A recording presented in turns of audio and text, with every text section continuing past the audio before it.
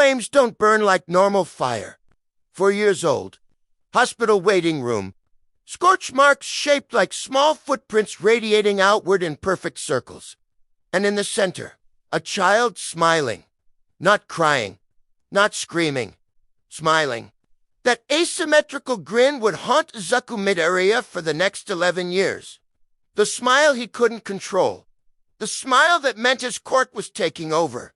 The smile that made everyone afraid of him. They called him the Devil Boy. He called himself Quirkless. Both were lies. This is the story of how Izuku Midoriya learned the difference between power that destroys you and power you choose to wield. The fire didn't burn red. That was the first thing witnesses would tell the police, their voices shaking, their hands trembling around cups of cold coffee in the station's waiting room. The flames had been blue, an impossible, unnatural blue that seemed to consume oxygen and light in equal measure. They'd moved wrong, too fast, spreading across walls and curtains like living things with hungry mouths. The Mizudafu General Hospital's third floor was a skeleton of blackened steel and melted plastic by the time the firefighters contained it. The acrid stench of burned medical equipment hung thick in the air, mixing with the chemical tang of fire suppressant foam. Sirens wailed their endless dirge as EMTs rushed the injured into ambulances, their faces grim behind oxygen masks. In the center of the pediatric wing's waiting room, surrounded by scorch marks shaped like small footprints, stood a child. 4 years old. Messy dark green hair. Large eyes that should have been filled with tears but were instead wide and distant, unfocused. He wore a hospital gown that hung off one shoulder, bare feet planted on tiles, still warm from the heat. His skin was unmarked, not a single burn despite standing in the epicenter of the destruction. And he was smiling, not the trembling smile of shock or the nervous grin of a frightened child. This smile tilted higher on the left side, asymmetrical and wrong, like something wearing a child's face had forgotten how the expression was supposed to work. His lips were parted slightly, teeth visible, and his eyes weren't seeing the devastation around him. They were seeing something else entirely, something that delighted him. A firefighter approached slowly, hands raised in what he hoped was a calming gesture. "Hey there, kid. Are you hurt? Can you tell me your name?" The boy blinked. The smile faltered, flickered, then died like a snuff candle. Confusion replaced whatever had been there before. His legs gave out. The firefighter caught him before he hit the ground. "Mama," the child whispered, voice small and cracked. "Where's Mama?" Behind them, a news camera captured everything. The devastation, the impossible blue residue, still glowing faintly on the walls.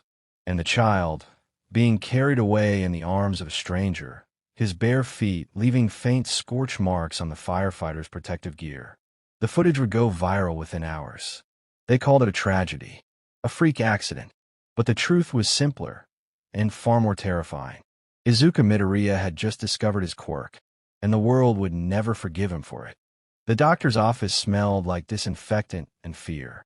Inko Midoriya sat rigid in the plastic chair, her hands wrapped around a paper cup of tea that had gone cold an hour ago.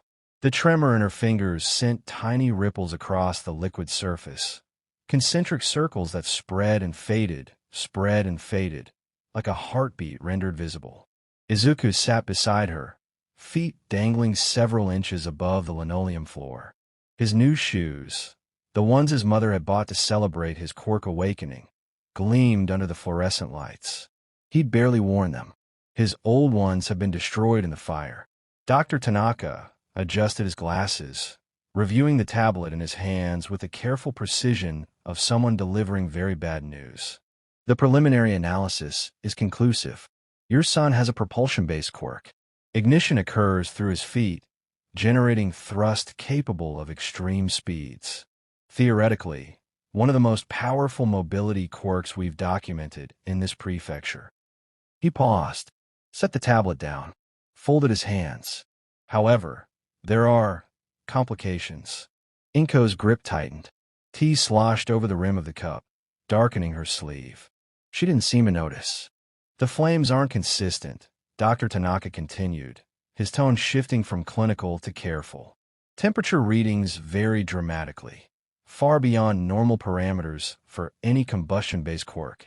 When calm, we measured approximately 800 degrees Celsius, within expected ranges. But during moments of fear or distress, he trailed off, glancing at Izuku. The boy was staring at his shoes, very still, very quiet. The temperature spiked to 1,300 degrees, possibly higher. Our equipment couldn't maintain accurate readings at the peaks. We've never seen this degree of variation tied so directly to psychological state. Mrs. Midoriya, your son's emotional regulation will be critical to safe quirk usage. The words hung in the sterile air like smoke. There's one other thing. Dr. Tanaka's voice dropped lower. During the incident at the hospital, and again during our test today, your son was smiling. The entire time his quirk was active. It appears to be an involuntary neurological response, the power overriding normal autonomic control when activated. Like a reflex. Inko's face drained of color. The cup slipped from her hands, hitting the floor with a hollow plastic sound. Tea spread across the tiles in a widening pool, dark and staining. He was smiling. Her voice was barely a whisper. Izuku didn't remember smiling. Couldn't remember his own face during those moments when the world turned blue and fast and right. But he remembered the feeling, the rush of something vast and hungry unfurling inside him, the sense that he'd finally woken up after years of being half asleep. He remembered power, freedom, the exhilaration of being more than he'd ever been before. He also remembered his mother's eyes afterward, the way she'd looked at him in the hospital room, like she was seeing a stranger wearing her son's face. Inko reached across the small table between them, taking Izuku's hands in both of hers. Her palms were cold, shaking. "You're still my son," she said, forcing the words past the tightness in her throat. "No matter what. Do you understand? You're still my Izuku." Her voice cracked on his name. Izuku nodded, because that's what good sons did. But he'd noticed the pause before she'd spoken. The fraction of a second where she'd looked at his hands, small, unmarked, capable of burning the world, and hesitated. He noticed everything now, and he would never forget. The lie became Izuku's identity. Years compressed into a catalog of small deaths. His mother making him promise, her hands on his shoulders, eyes red from crying. Never again, Izuku. Please, never again. School becoming a minefield where every emotion had to be monitored, controlled, buried. The hero notebooks filled with observations instead of dreams, because dreaming meant hoping, and hoping meant feeling, and feeling meant fire. He wore shoes 2 sizes too big, took cold showers until his skin went numb, counted his breaths in groups of 4 when the world felt too loud, too close, too much. And through it all, Katsuki Bakugo watched. They'd been friends once. Before the hospital. Before the footage that played on every news cycle for weeks. Before Izuku learned that some powers were too terrible to claim. Bakugo had seen the news. Everyone had. And unlike the other kids who eventually forgot, who moved on to the next viral quirk awakening, Katsuki remembered. The confrontation came on a Tuesday, behind a school gymnasium, where teachers never looked. "You think I'm stupid, Deku?" Bakugo's hands popped with small detonations, smoke curling between his fingers. His red eyes were sharp, searching, angry. "You think I don't know you're lying?" Izuku stepped back. His heart hammered against his ribs. 1, 2, 3, 4. 1, 2, 3, 4. I don't know what you are. Bullshit. The word cracked like a whip. Bakugo moved closer, backing Izuku against the wall. "I saw the news. I saw what you did. So stop acting like you're nothing when we both know." Izuku ran. He didn't think, didn't plan. His body moved on pure panic, feet pounding against pavement, lungs burning, the world narrowing to a single thought. Get away, get away, get away. For just a split second, his heels sparked blue. A flicker. Nothing more. The flame died before it could catch, snuffed by years of conditioning and cold water and oversized shoes. What had been there? And Bakugo saw it. He stopped running, frozen mid-step, eyes wide with something that wasn't quite anger. Something closer to recognition. Or fear. That was the moment everything changed. Because Bakugo didn't just see a quirk. He saw something that scared him. And Katsuki Bakugo didn't scare easily.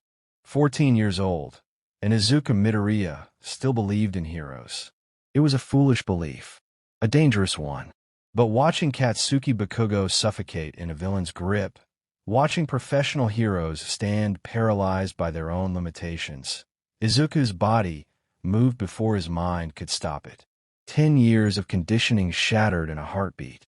The flames came easily. Too easily. Like they'd been waiting beneath his skin all this time, patient and hungry, counting down the days until he finally let them out. Blue fire erupted from both feet, not the flicker from the schoolyard, but a roaring inferno that turned asphalt to glass. The world compressed into a tunnel of speed and heat. Physics bent around him. Distance became irrelevant. One moment he was 20 meters away. The next, his shoulder slammed into the sludge villain with enough force to scatter green viscera across the entire street. The crowd gasped. Bakugo fell, coughing free. And Izuku stood in the center of it all, smoke rising from his ruined shoes, blue flames still dancing across his ankles like living things that didn't want to die. His face hurt. Why did his face hurt? All Might arrived 3 seconds too late, landing with his signature crater-inducing impact. But he wasn't looking at the villain. He was staring at Izuku, at the scorch marks radiating outward in perfect circles, at the heat distortion still rippling the air, at the smile. Izuku's fingers moved to his mouth. The left side of his lips tilted higher than the right. The devil's grin. He'd been smiling and hadn't even known it. The expression died like something shot.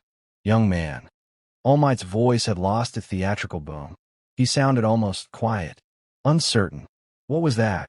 Izuku's hand dropped to his thigh. His fingers tapped against the fabric of his pants. 1, 2, 3, 4. 1, 2, 3, 4. The rhythm was mechanical, grounding, the only thing that felt real when everything else had turned strange and blurred. 1, 2, 3, 4. His voice came out small, broken. I don't know. It was a lie. He knew exactly what it was. He'd known since he was 4 years old, standing in a burning hospital, smiling at destruction he couldn't remember causing. He just didn't know why it felt so good. All Might had seen thousands of quirks in his career. Flashy ones, dangerous ones, quirks that defied conventional understanding of physics and biology. He'd fought villains who could warp reality itself. But this one felt different. Wrong. Like it didn't belong to this world at all. The sun hung low over Mizudafu, painting the city in shades of amber and gold. On the rooftop of a nameless building, 2 figures stood against the dying light. All Might. Not the symbol of peace, but Toshinori Yagi, skeletal and hollow, watched Izuku Midoriya with eyes that had seen too much and understood too little. You have a heart of a hero, young man. His voice was quiet, stripped of theatrical boom.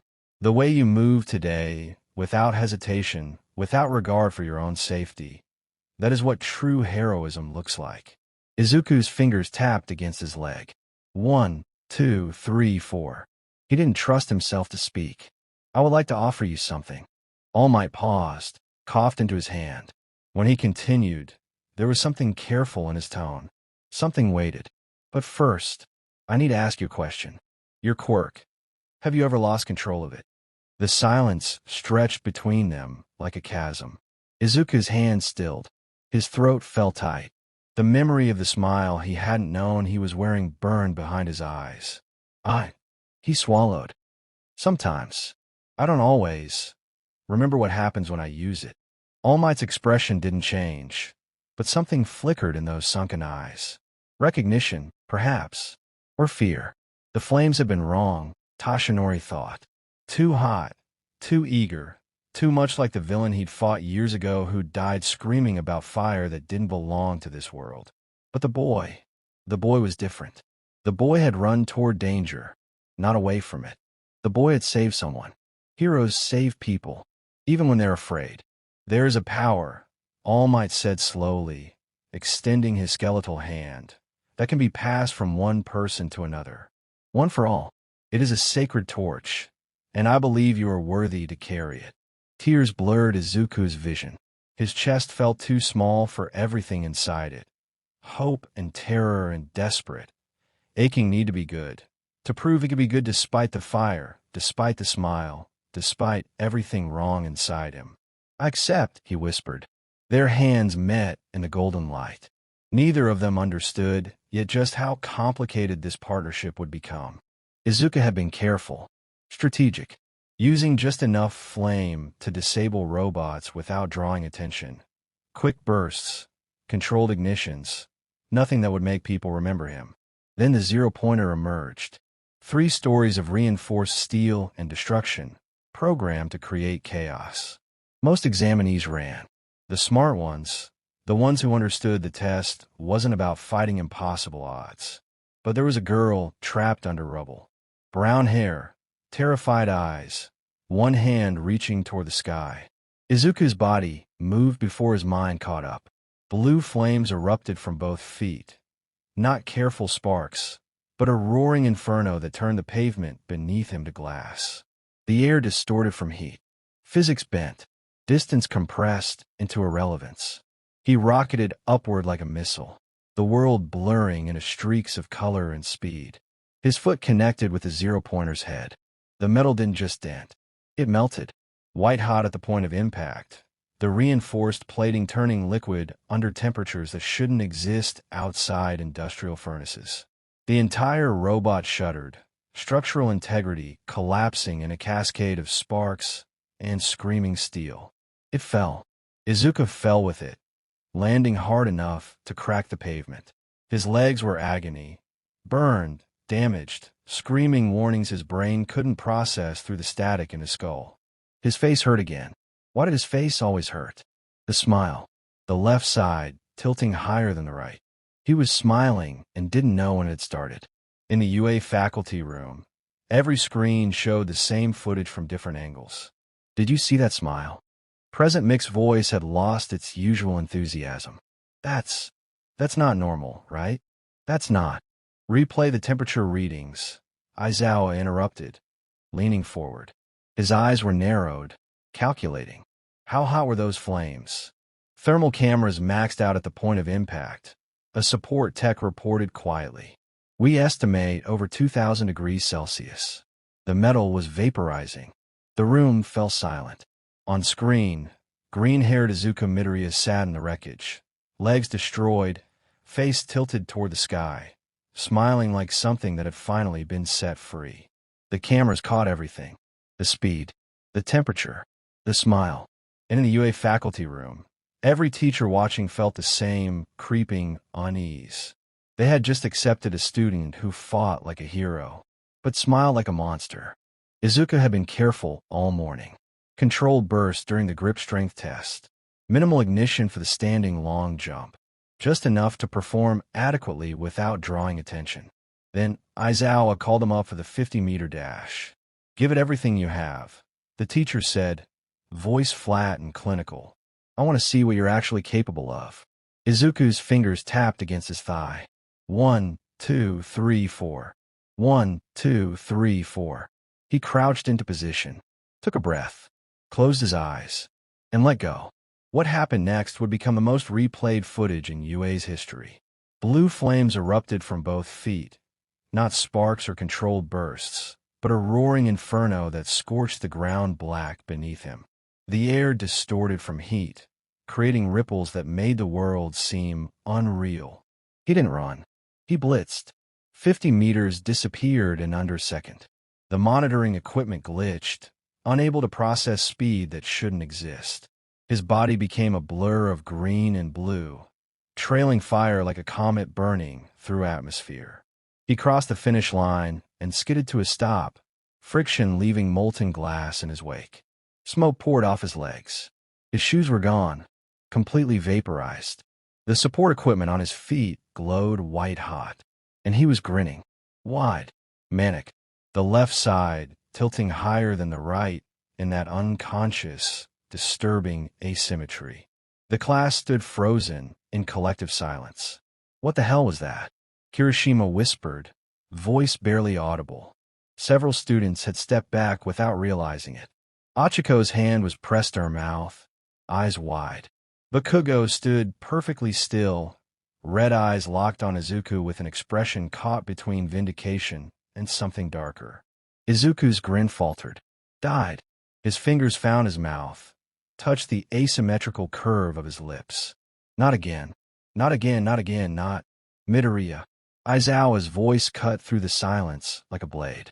His expression was unreadable, but his eyes glowed red. Erasure already activated, just in case. Stay after class. The flames died instantly, snuffed by Aizawa's quirk. Izuku stood in the silence, barefoot and smoking, while his classmates stared. They didn't know what to make of him. Some saw potential. Others saw danger. But no one could ignore the fact that Izuku Midoriya's quirk felt off, like it didn't belong to this world at all. The classroom felt smaller with 3 people in it. Izuku stood near the doorway, fingers tapping against his thigh in groups of 4, while Aizawa leaned against his desk with arms crossed.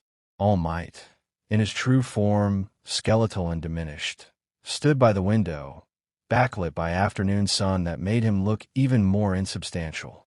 Your quirk, Aizawa said, voice flat. Explain it. It's a propulsion-based ignition system that generates thermal energy through kinetic. The combustion coefficient is approximately. I'm sorry, let me explain properly. The flames are just a byproduct of the.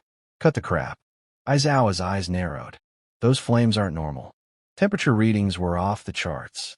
Equipment couldn't even process your speed. And that smile, he paused, deliberate. You weren't in control, were you? Izuku's hands clenched into fists. His nails bit into his palms. 1, 2, 3, 4. 1, 2, 3, 4. I'm always in control. The lie hung in the air like smoke. All Might shifted, his skeletal frame casting a long shadow across the floor. When he spoke, his voice was gentle, but the question was devastating.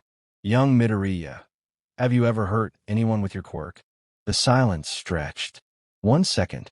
2. 5. Izuku's throat felt tight. He could see it behind his eyes. The hospital, the curtains burning, the screaming, the sludge villain incident, Bakugo's face as those blue flames erupted. The entrance exam, that girl's terrified expression. Not on purpose, he whispered. It was the truth, but it was also a confession. Aizawa and All Might exchanged a look, silent, weighted with the kind of understanding that came from years of teaching students who walked too close to the edge. They'd both seen dangerous quirks before. They'd both watched potential heroes become statistics. But this was different. This was a student who wanted to be good, who was trying to be good, and whose power fought him every step of the way. Here's how this works, Aizawa said, voice hard as steel. Additional monitoring. Daily check-ins. If I see even a hint of that loss of control again, if you smile like that, if your flames spike, if you hurt someone, you're done. I don't care what All Might says. You'll be out of this program, so fast you won't have time to ignite. Are we clear? Yes, sir. All Might moved forward, placing a skeletal hand on Izuku's shoulder. The weight of it felt like responsibility and judgment in equal measure. Power without control is a bomb waiting to explode. My boy, he said quietly. I believe in you. But belief isn't enough. You have to believe in yourself. You have to trust that you're stronger than what's inside you. Izuku wanted to tell him that he wasn't. That the flames were always there, patient and hungry, waiting for him to slip. That every time he used his quirk, a part of him enjoyed the destruction a little more. Instead, he nodded. All Might's hand fell away. Izuku left without another word, footsteps echoing in the empty hallway. Behind him, 2 heroes watched a student walk away, and neither of them was sure he'd make it to graduation. One for all required precision, control, and a strong body. Adolla demanded release, chaos, and surrender. Trying to balance them was like holding fire and ice in the same hand. Eventually, something had to give. Weeks of training had proven the impossibility. Before each attempt, Izuku's fingers would tap against his thigh. 1, 2, 3, 4. A ritual of anxiety he couldn't suppress. When Izuku focused on one for all, channeling its stockpiled power through his body with All Might's careful guidance. The flames felt restless beneath his skin, patient, waiting. When he used Adolla, the blue fire came too easily, too eagerly, and the euphoria that followed made focusing on anything else feel like drowning. But Izuku was nothing if not stubborn. "I can do this," he'd insisted that morning, standing in the empty training ground with bandages wrapped around his legs from yesterday's burns. "If I can just synchronize the activation timing, maybe if one for all reinforces my body at the exact moment Adolla ignites, I can—" "Young Midoriya," All Might said quietly, skeletal hand raised in warning. "I don't think." Izuku ignited anyway. One for all surged through his legs, raw, stockpiled power flooding his muscles. Adolla answered instantly, blue flames erupting from both feet in a roaring inferno. For one perfect second, the powers existed together. Then physics broke. The explosion of blue fire scorched everything in a 10-meter radius. The ground turned to glass. The air itself seemed to ignite. Izuku was launched backward like a missile, crashing through a concrete training wall with enough force to crater the structure. He lay in the rubble, legs bent at wrong angles. Blood pooled beneath him, dark against shattered stone, and he was grinning, wide, manic. That asymmetrical tilt to the left side that meant he'd lost himself somewhere in the fire. "Young Midoriya."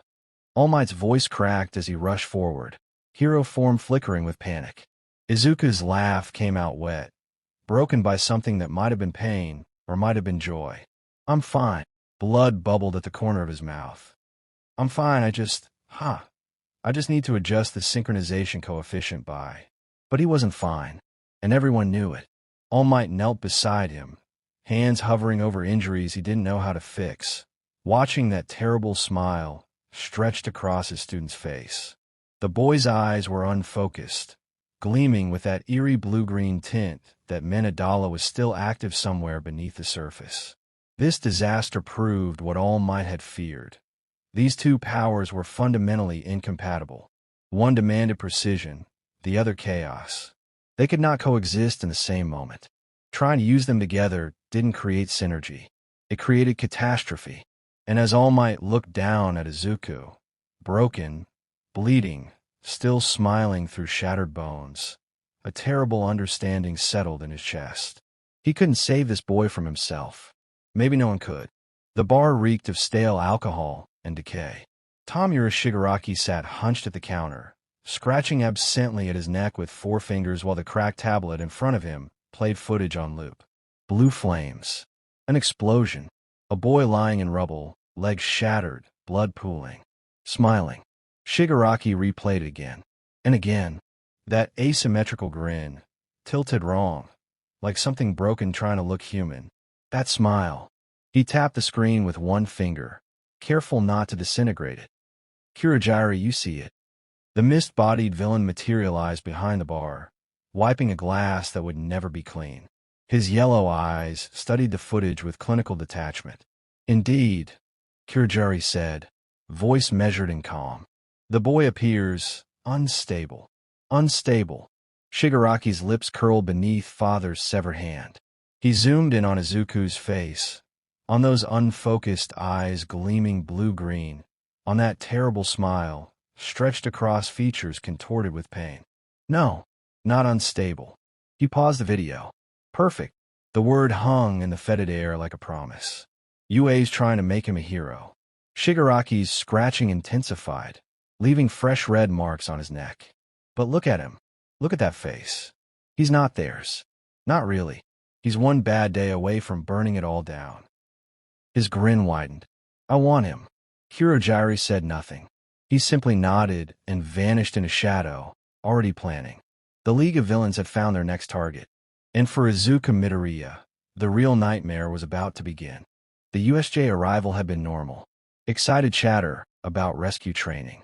13th's safety briefing. The kind of mundane hero education that made everything feel safe. Then the portal opened. Black mist spiraled into existence at the plaza center, disgorging villains like a wound vomiting infection. Aizawa's orders came sharp and immediate. But the warp gate was faster.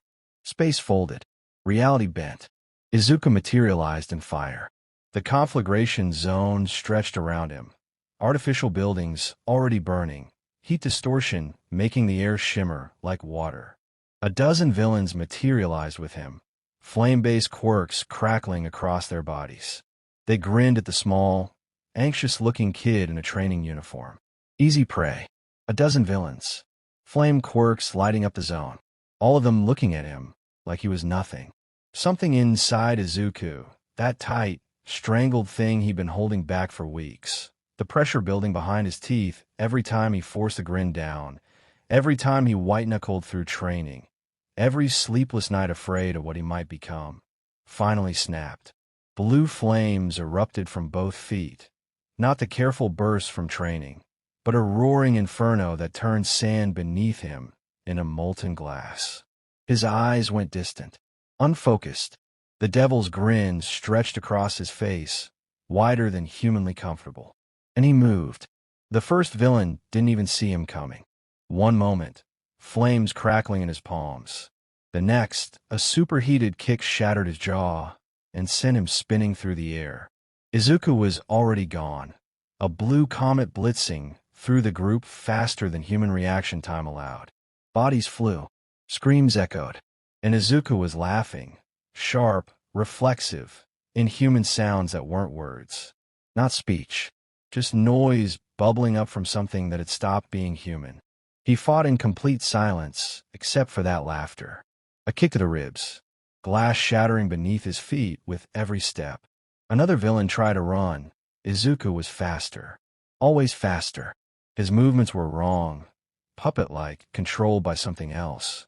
Across the USJ, elevated on the observation platform near the entrance, Uraraka watched through the facility's open layout. The zones were designed for visibility. Teachers needed sight lines to supervise rescue scenarios.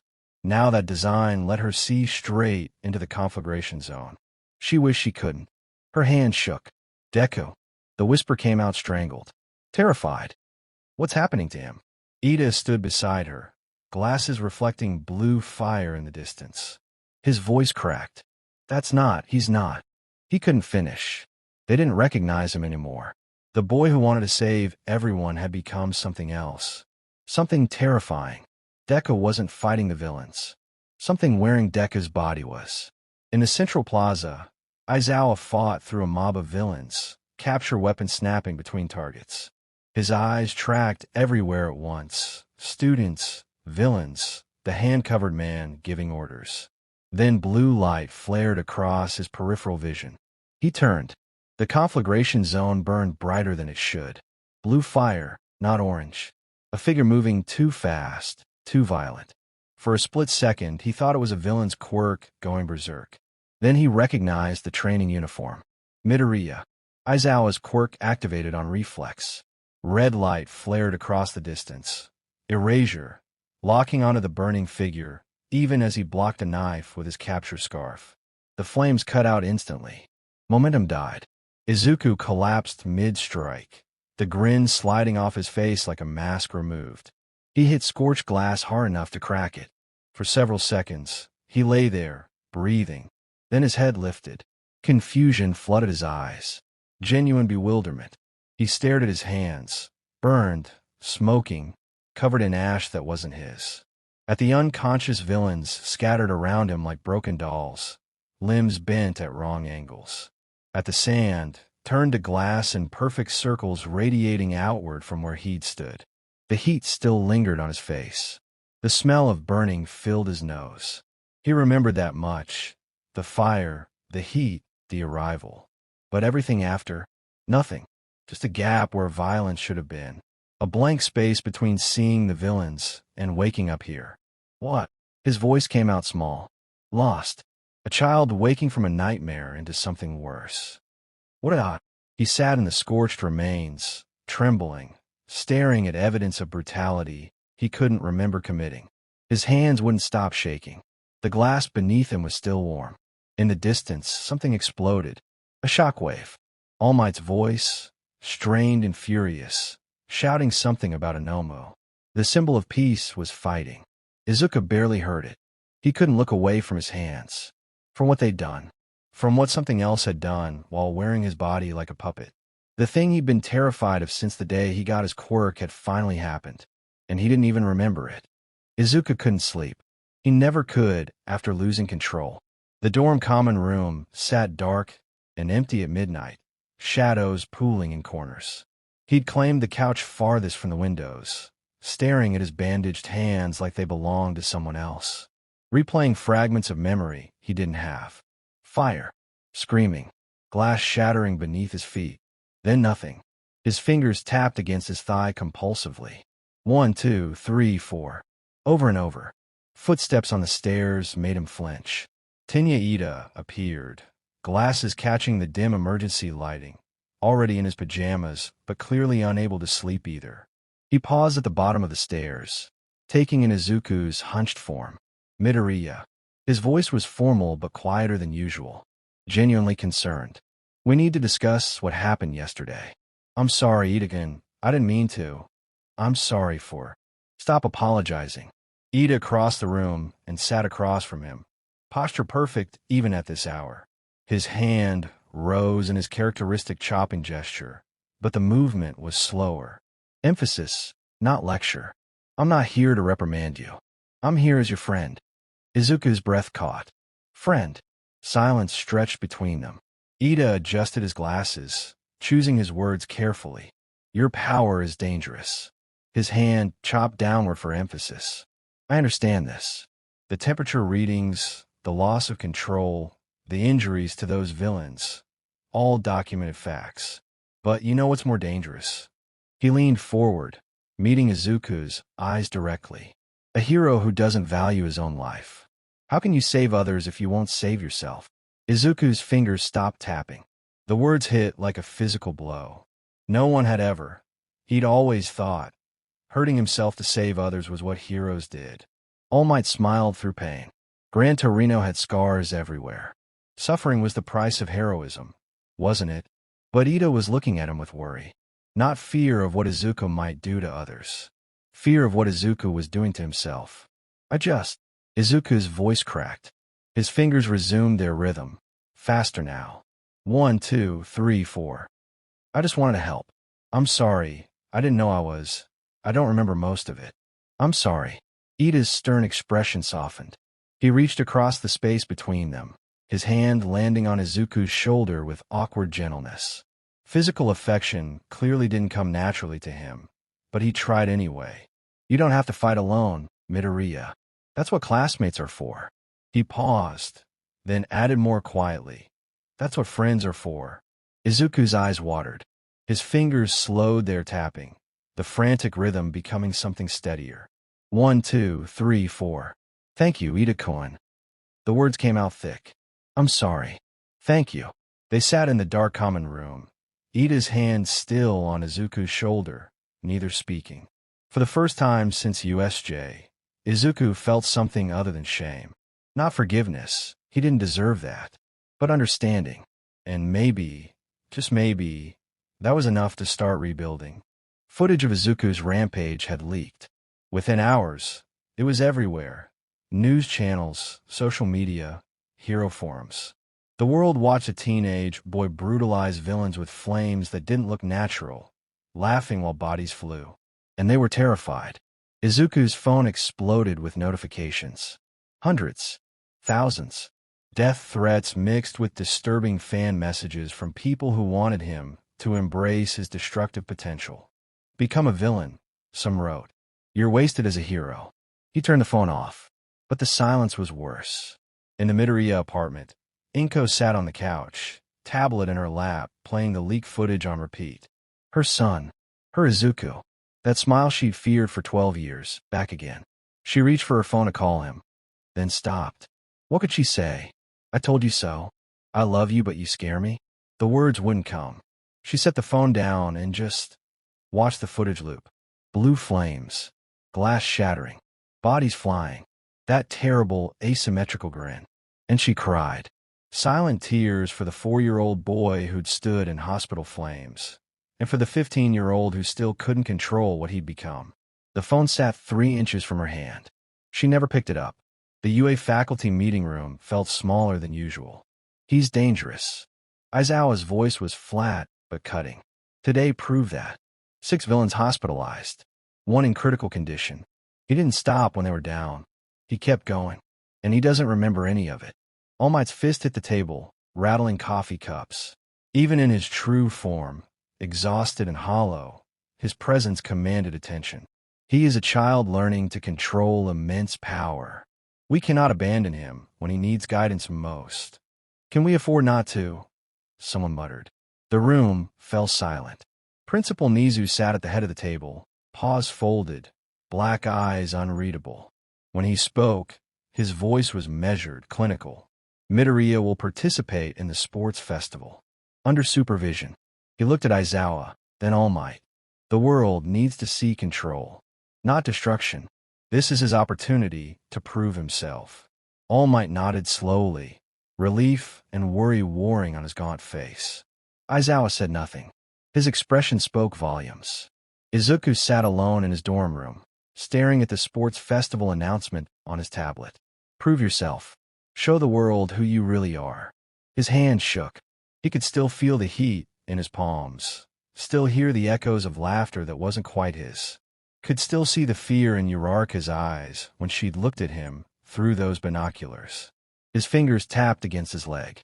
1, 2, 3, 4. The device's screen reflected his face. Dark circles, exhausted eyes, the ghost of that asymmetrical smile, even when his face was neutral. Outside his door, he could hear his classmates moving through the halls. Normal sounds. Laughter. Conversation. Life continuing while he sat in the dark. His phone buzzed once. He turned it back on out of habit. Immediately regretted it. Another notification. Another stranger with an opinion about what he was, what he should become. He didn't check it. The sports festival was in 2 weeks. 2 weeks to prove he could control himself. 2 weeks to show the world that the footage was an aberration, not the truth of who he was. 2 weeks to convince himself of the same thing. It wasn't a chance. It was a test. And everyone knew it. If he lost control again, if that smile appeared, if the flames consumed him, if he became that thing the world had seen on camera, UA wouldn't protect him. Society had rendered its verdict. Dangerous. Unstable. Potentially villainous. Now he had to prove them wrong. Or confirm their worst fears. His fingers tapped faster. 1, 2, 3, 4. 1, 2, 3, 4. Outside, the sun was setting. The sky burned orange and red. Izuku couldn't look away from the flames. Uraraka stood outside Izuku's dorm room door, hand raised to knock, hesitating. She'd been standing there for 10 minutes. Inside, she could hear nothing. No movement. No sound. Like the room was empty, even though she knew Deku was in there. She thought about what she'd seen in the fire zone. That smile that wasn't his. The vacant eyes. The way he'd moved like something else was controlling him. The inhuman laughter that still echoed in her nightmares when she closed her eyes. But she also remembered the first day of school. How he'd saved her during the entrance exam without hesitation. How he always apologized for existing. How his fingers tapped when he was nervous. 1, 2, 3, 4. A detail she noticed but never mentioned. She knocked. Softly. No answer. She tried anyway. Voice gentle and warm despite the tremor underneath. Deku, I don't know if you're okay, but you're still you. No matter what anyone says. You're still the person who saved me on the first day. The person who always thinks about others before himself. She paused, pressing her palm flat against the door, as if she could transfer comfort through the wood. So, don't forget that, okay? You're not what people are saying. You're not that smile. You're not what happened in the fire zone. Her voice cracked slightly. You're Deku, and that's enough. That's more than enough. Silence. She waited another moment, hoping for a response. Any response. A word. A sound. Anything to confirm he'd heard her. Nothing. She took a shaky breath, fighting back tears. I'll see you tomorrow, okay? We can get lunch. My treat. Well, actually, it'll have to be cafeteria food because I'm broke, but her attempt at humor fell flat. Just, Please be okay. Still nothing. She left, not knowing if he'd heard, not knowing if it mattered. Inside the room, Izuku sat on his bed in the dark, knees pulled to his chest, arms wrapped around his legs. His fingers tapped frantically against his shins. 1, 2, 3, 4, 1, 2, 3, 4, the rhythm faster than usual, almost panicked. He'd heard every word. Every single word. His throat was tight. His eyes burned. But the tears wouldn't come. They were stuck somewhere behind the shame and self-hatred that had been crushing his chest since he'd woken up in the fire zone with no memory and blood on his hands. "You're still you," she'd said. But he didn't know if that was true anymore. He didn't know if he believed any of it. His fingers kept tapping. 1, 2, 3, 4. 1, 2, 3, 4. Counting. Always counting. Because if he stopped, if he let his mind go quiet, he'd have to face what he'd seen in his classmates' eyes. Terror. Of him. The tablet sat on his desk. Screen dark. Sports festival announcement still pulled up from earlier. 2 weeks to prove himself. 2 weeks to convince the world he wasn't a monster. 2 weeks to convince himself of the same thing. Uraraka's voice kept playing in his head. "You're still the person who saved me on the first day." Was he? The person who'd saved her hadn't been smiling while villain screamed. Hadn't moved like a puppet on strings. Hadn't woken up surrounded by broken bodies with no memory of breaking them. That person had been trying to be a hero. This person, the one sitting in the dark, counting on his fingers to keep from falling apart, didn't know what he was anymore. His phone buzzed on the nightstand. Another notification. He didn't check it. Outside his door, the dorm had gone quiet. Everyone else asleep, or at least pretending to be. Normal people doing normal things after an abnormal day. And here he was, alone in the dark, with words he couldn't believe hanging in the air like a lifeline he didn't deserve to grab. "You're Deku, and that's enough. 1, 2, 3, 4. 1, 2, 3, 4. Somewhere deep inside, beneath the fear and shame, a small part of him held onto those words and refused to let go. The training ground was empty except for the two of them. All Might, in his skeletal true form, stood with his hands in his pockets. The sunset cast long shadows across scorched earth from Izuku's earlier drills. "Young Midoriya." His voice was quiet, measured. "I need to ask you something. When you use your quirk, do you feel like yourself?" Izuku's fingers started tapping against his leg. 1, 2, 3, 4. He didn't look up from the ground. "It's like," his voice came out small, fragile. "There's two versions of me. The one who wants to save people, and the one who just wants to burn everything down." He finally met All Might's eyes, and the fear there was raw, desperate. "And when I ignite, I don't know which one I am anymore." All Might's expression darkened. Something cold settled behind his sunken eyes. Not disappointment, but worry. Deep, bone-tired worry. "I've seen quirks like this before." He chose his words carefully, like handling explosives. Quirks that change people, that corrupt them from the inside. He stepped closer, and for once, his hand didn't land reassuringly on Izuku's shoulder. "You need to understand, your power isn't just dangerous to others. It's dangerous to you." Izuku's breath caught. His fingers stopped tapping. All Might didn't say what he was really thinking. That Izuku's quirk reminded him of something ancient. Something that predated the age of heroes. Something that shouldn't exist. The flames that had consumed Infernal. The villain who'd claimed his power came from another world. The way those blue fires had burned hotter than physics allowed. And that every hero he'd known with power like this had ended badly. The unspoken truth hung between them, heavy as a death sentence. Izuku looked at his mentor, his hero, the man who'd given him a chance, and saw fear. Not of him. For him. Somehow that was worse. The waiting room was quiet. Too quiet. Izuku sat on the bench, fingers tapping against his knees. 1, 2, 3, 4, trying to keep his breathing steady. "I know what it's like." Izuku's head snapped up. Todoroki stood in the doorway, heterochromatic eyes fixed on him with unsettling intensity. "Having a power you're afraid of." There was no judgment in his voice. Just understanding. Recognition. Todoroki stepped inside, letting the door close behind him. "My father gave me this fire." His left hand flexed, frost forming on his knuckles. Everything about it represents his abuse, his ambitions, his control. So I've spent my entire life refusing to use it. Out of spite, mostly. He paused, choosing his next words carefully. But you. Todoroki's gaze sharpened. You're the opposite. You want to use your power for good. You want to save people with it. But it won't let you. A beat of silence. Every time you try, something else takes over. Something that doesn't care about saving anyone. Izuku's fingers stopped tapping. His throat felt tight. What are you saying?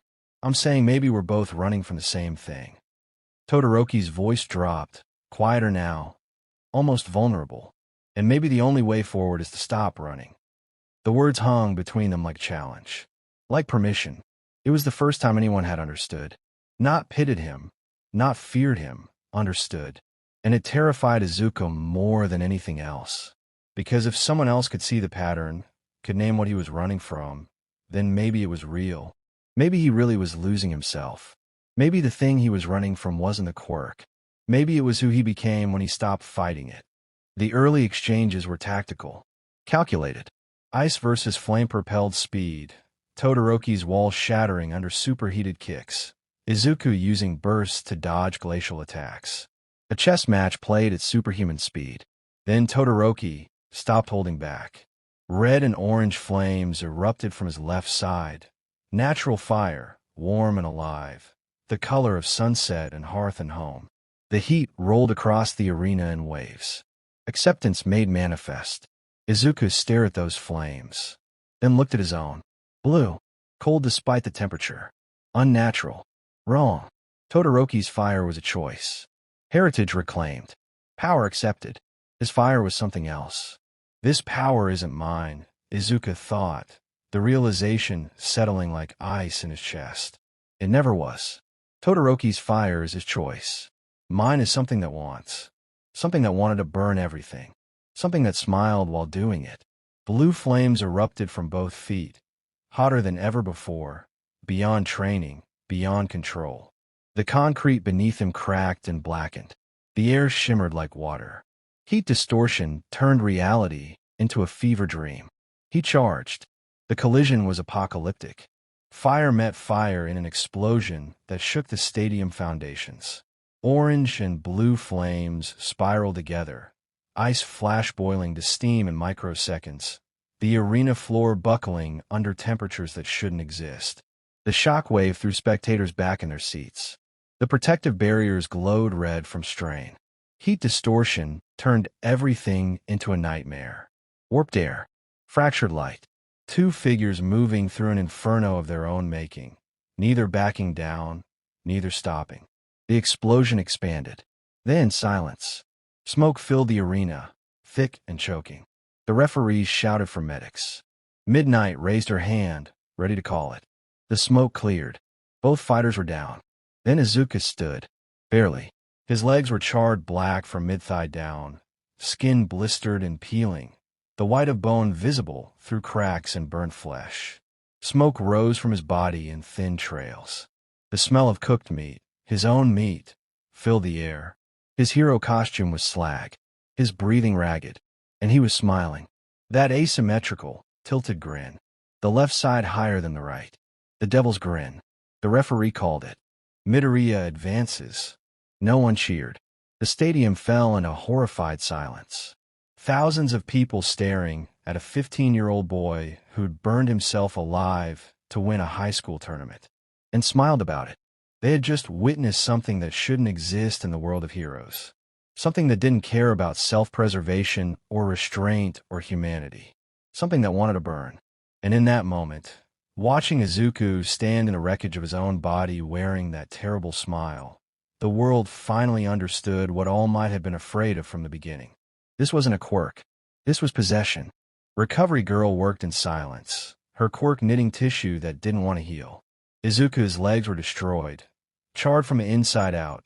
Pure Adolla damage this time. Not one for all.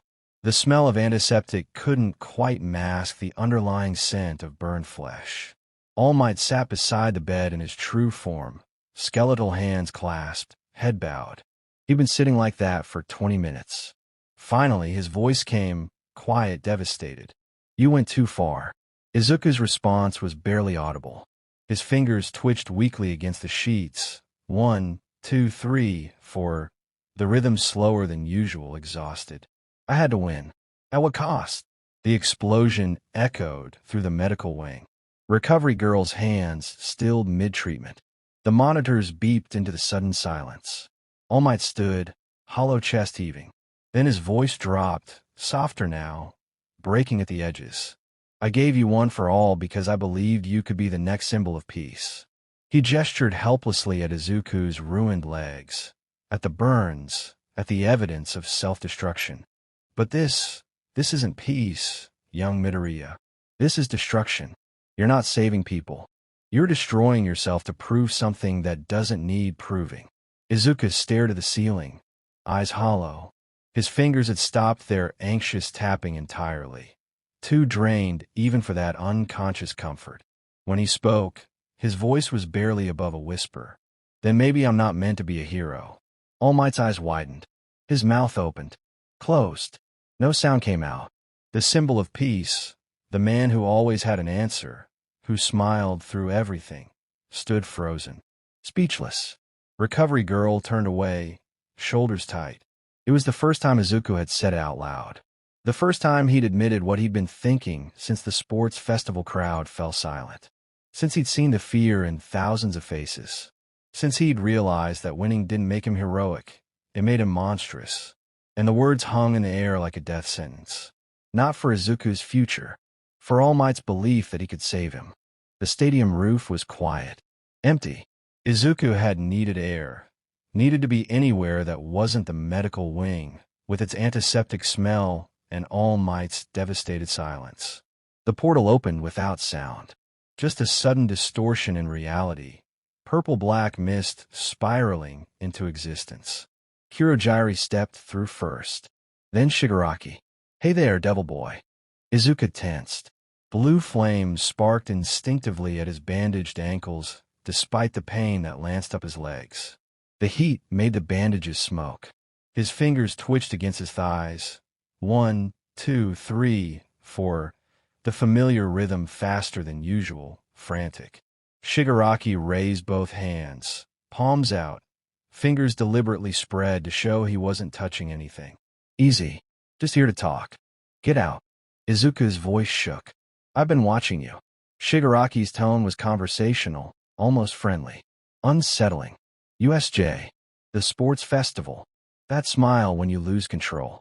He tilted his head, studying Izuku like a puzzle. You don't belong with the heroes. They're afraid of you. They'll never let you be yourself. The flames at Izuku's feet flickered higher. His fingers kept tapping. 1, 2, 3, 4 couldn't stop. All that suppression, Shigaraki continued. All that fear. They'll cage you forever. Keep you locked up tight, because they're terrified of what you really are. He gestured broadly. But us, we let you burn as bright as you want. No more pretending. No more forcing yourself into a mold that doesn't fit. It was a lie, but it was also the truth. Because Shigaraki understood something the heroes didn't. Izuku's quirk wasn't meant to save. It was meant to destroy. And some part of Izuku, buried deep beneath years of conditioning and desperation, knew it too. Get away from me. The flames flared brighter, hotter. Roof tiles beneath Izuku's feet began to crack from the heat, spiderweb fractures spreading outward. Shigaraki watched with approval, almost pride. Then he shrugged, turning toward the portal. Think about it. When you're ready to stop pretending. He paused at the threshold, looking back. We'll be waiting. The portal closed. Izuku stood alone, flames flickering at his feet like hungry animals. And for the first time, he wondered if Shigaraki might be right. The backstage area was empty except for them. Bakugo's voice cut through the silence, sharp and demanding. 10 years I've been waiting for this. Don't you dare hold back against me, Deku. I want to see it. All of it. Izuku's fingers tapped against his thighs. 1, 2, 3, 4, faster than usual. Kakin. His voice trembled. I don't think I can control it. Bakugo stepped closer, red eyes locked on green. No anger there. Not this time. Something else. Recognition, maybe. Understanding. Then don't. The words came out quiet, almost gentle. Show me what you really are. Izuku's breath caught. His fingers stopped mid-tap. It was the permission he'd been waiting for, and the condemnation he feared. Because if he let go, if he truly stopped holding back, there was no guarantee he'd come back.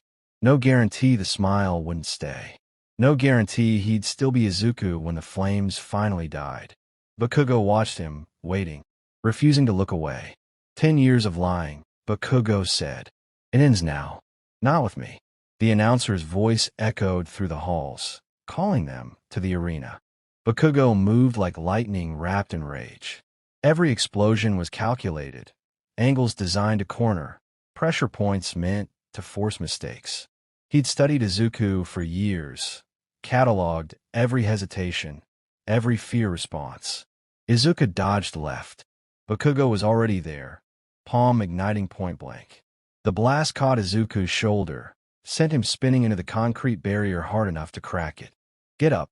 Bakugo's voice fractured around the edges, raw with something that wasn't quite fury. Stop hiding and show me the real you, DKU. Izuku tasted copper. His vision doubled, refocused. Blood dripped from his split lip on his scorched concrete.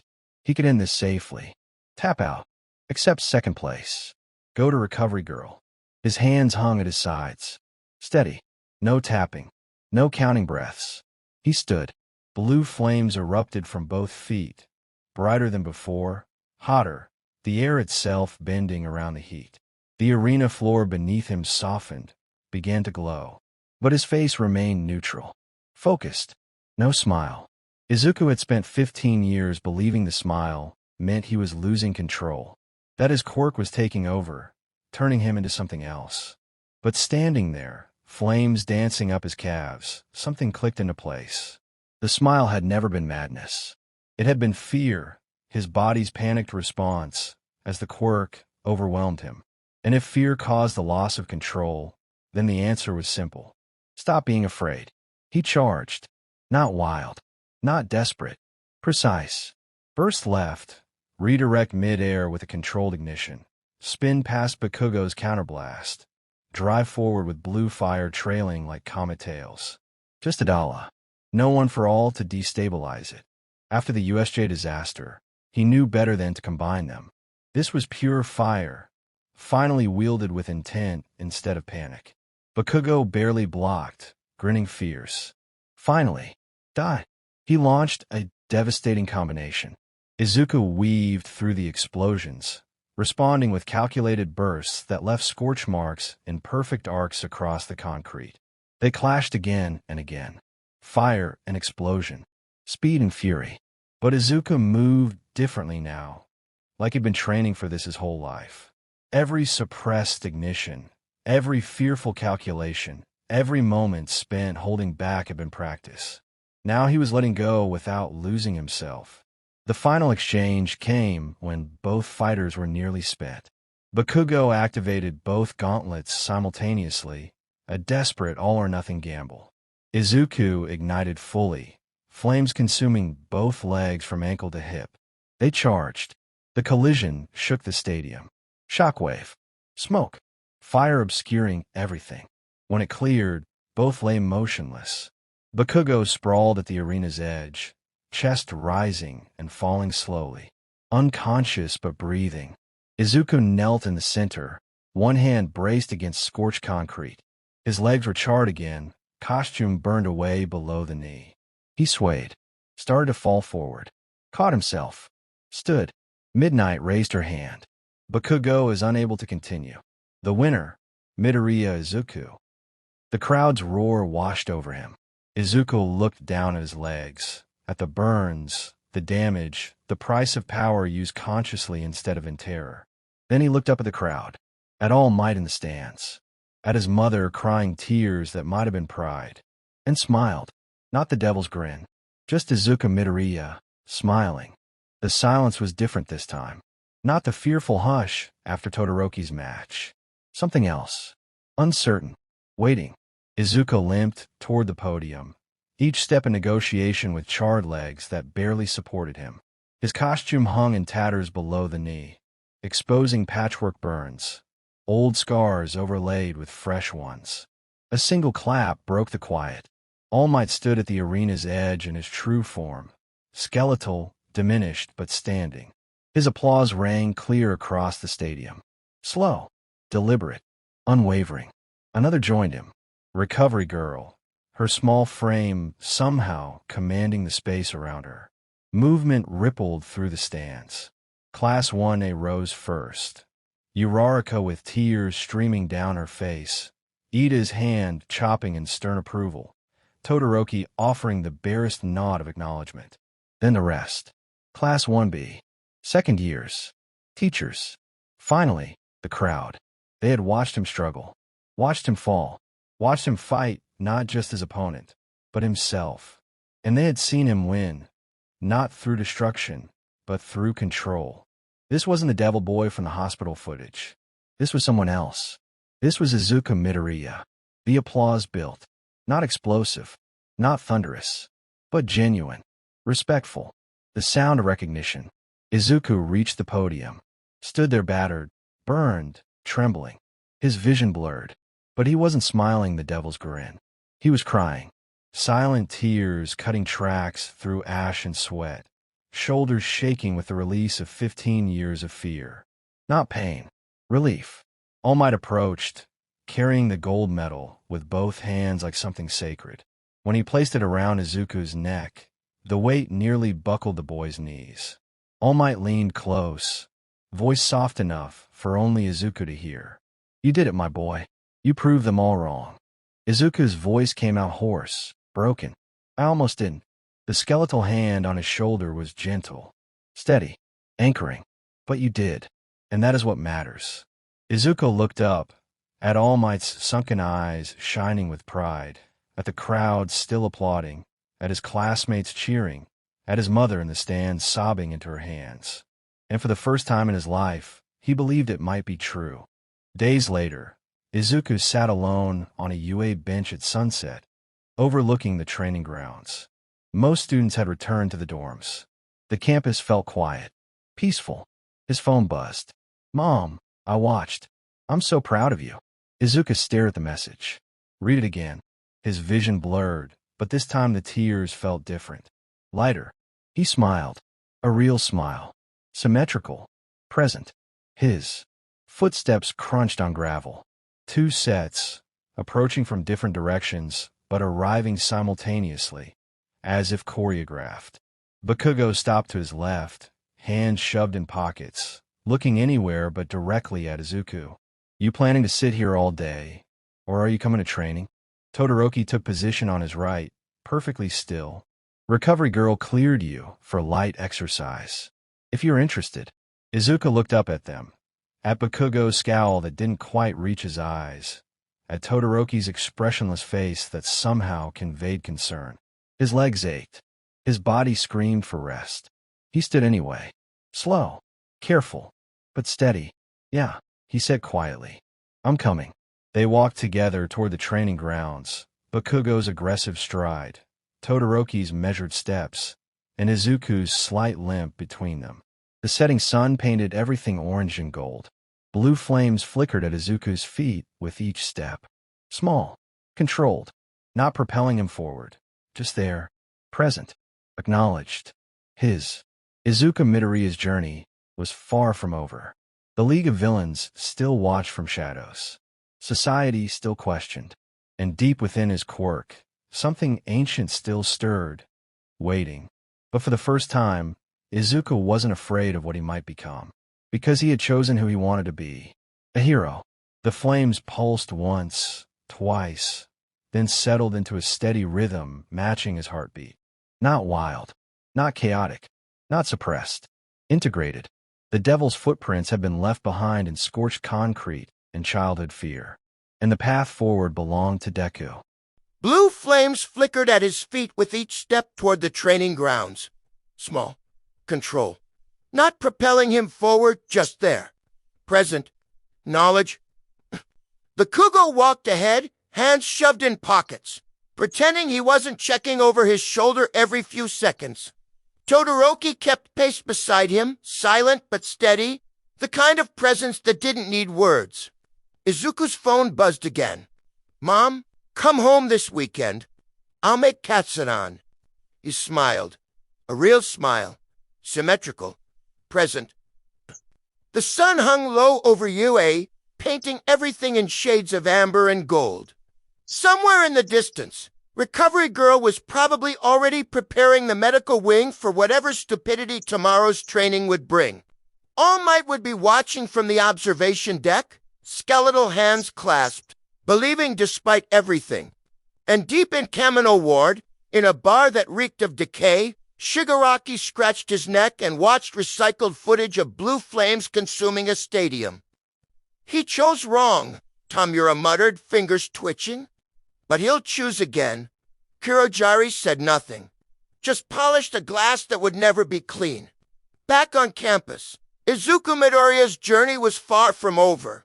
The League still watched, society still questioned, and deep within his core, something ancient still stirred.